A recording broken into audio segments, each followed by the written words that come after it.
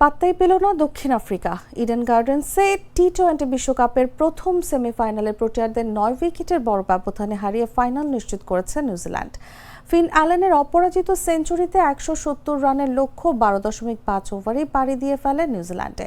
অ্যালেনার team শেইফার্টের 117 রানের উদ্বোধনী জুটিতে জয়ের ভিত করে কিউইরা। শেইফার্ট 33 বলে 58 করে ফেরেন, 33 বলে সেঞ্চুরি করেন অ্যালেন।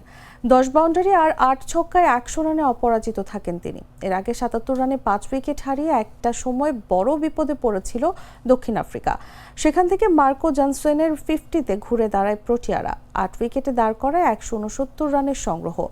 ইডেন গার্ডেন্সে টস হেরে ব্যাট করতে নামা দক্ষিণ আফ্রিকাকে শুরুতেই চাপে ফেলে নিউজিল্যান্ড। 12 রানের মধ্যে সাজঘরে ফেরত যান কুইন্টন ডি কক আর রায়ান রিকেলটন। ধরে খেলতে চেয়েও ইনিংস বড় করতে পারেননি অধিনায়ক Aiden Markram. David Miller out হন 6 বলে 6 রানে। নিউজিল্যান্ডের ম্যাট হেনরি, কোলে ম্যাককাউন্সি এবং রাচিন রবিন্দ্র নেন 2টি করে উইকেট।